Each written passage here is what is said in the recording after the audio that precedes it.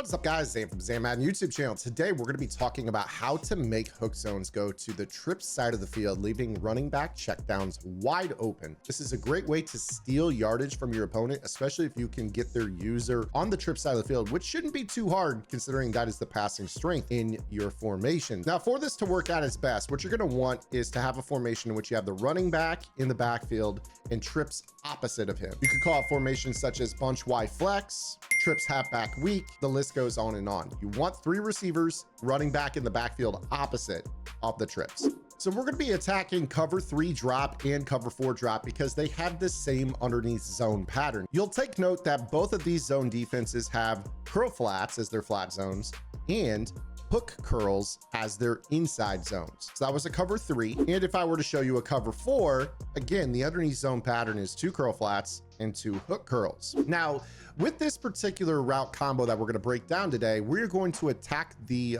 sideline with our trips, creating what is called a flood. This is the most commonly used concept in Madden, and you must know how to defend it. So make sure that you guys are subscribed right here to the Zan Madden YouTube channels. I'm dropping content Monday through Friday in the mornings with shorts in the afternoons to keep you on top of the metas in this game and how to counter them. So we're going to start off with a flood. This concept is really good because what it does is it allows us to run off the deep zone in a cover 3 and be able to throw a corner route. When we snap the ball, you're going to see that the streak is going to pull the sideline zone, and then we can feather in the corner route. And if we had a more accurate throw, this is wide open. This is the face of pretty much any offense that you face online. However, there is a benefit to running this from a checkdown perspective, because in this particular defense, if you're running a cover 3 or cover 4, you will notice that the weak side hook, which is this player right here, is going to cheat over to the passing strength. This is to help give better numbers and allow the zones to flow and defend these flood concepts. EA has done a pretty decent job with cover 3 making some changes, although zone as a whole in this game is really bad. And now there's going to be a giant void left underneath here for us to attack. Now, when it comes to this, all you have to do, and you can get creative with the way that you do attack this, is once you set up your flooding combo here, we can attack this void with either the running back on a little curl route, which you could go ahead and custom stem down. You could go ahead and run something like this.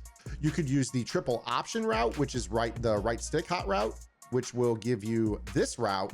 Or you could, if you wanted to, attack with a little backside in route. This is totally up to you, and this is going to leave a giant void for us to hit these underneaths. If you think about the bunch meta, this is a very popular concept as a whole, because a lot of times they'll run a street corner flat from the bunch combo, and then that solo receiver on the backside will drag underneath from the left to the right.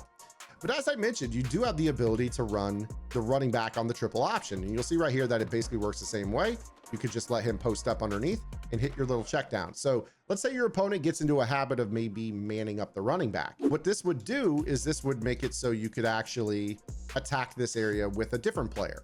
So let's go back to what we just did a couple plays ago. Maybe instead of using the running back underneath, we'll instead use this backside in route to ward. You'll see that the zone vacates, and boom, you've got this throw over the middle. And you guys know with the spin moves in this game, if you have a spin move receiver, this could be one move and you're out for a 1-play score on a simple check down. So now let's go ahead and go into a cover 4 defense. But before I do that, make sure you guys are checking out my strategy website, gridirongameplans.gg. I've already got an offensive game plan and a defensive game plan on the website out of my bunch tight end and 3-3 normal. And I have over 30 vault tips already out for Madden 25 alone. You guys can also bundle your membership with my college football content if you guys play both games, which I have 3 game plans and over 70 vault tips in the college football vault. Make sure you guys jump into our Discord as well. We have lab sessions every single week to help you guys get better at Madden, and you guys can converse with over 2,000 members in our Discord to get better at the game in the meantime. So definitely make sure you check that out. Link is in the description. So now we're going to attack a cover 4. As I've mentioned already, this shares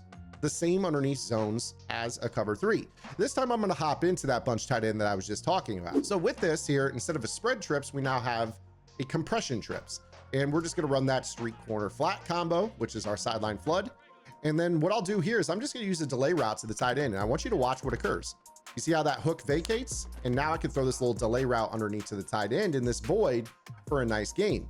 Of course, I could also run this exact same combination by putting the running back on a streak out of the backfield, snapping the ball, and you're going to see that he just breaks into a wide open void in the middle of the field as well. So you guys could use a variety of different routes, curls, triple option route for checkdowns. You could obviously attack this with a receiver. You can attack this with a tight end, depending on your splits. You could go out motion and go ahead and run the tight end to a corner and maybe run the running back underneath. Very similar to what we were just talking about. This is kind of that bunch meta, if you will, where a lot of times this backside cross is just wide open underneath.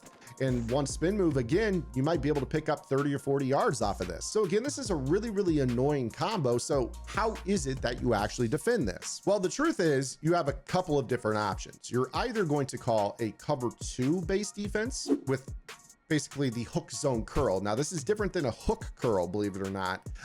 If I were to show you a cover 3 again, or a cover 4, notice these say hook curls. If I call a cover 2, they say hook zone curls.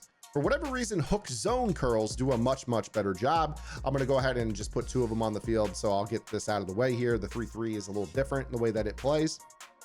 So we'll have traditionally 2 hook zone curls in a cover 2. So let's go ahead and run that exact same combo where I put the running back on the check down.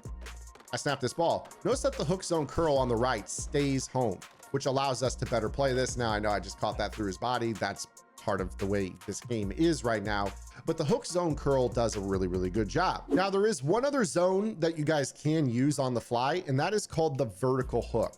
So with the vertical hook, you guys will be typically looking at slot corners and outside linebackers and defensive ends as players that can run these. I'm going to go ahead and hot route these out of the nickel 3-3. So I'm going to run this cover 3.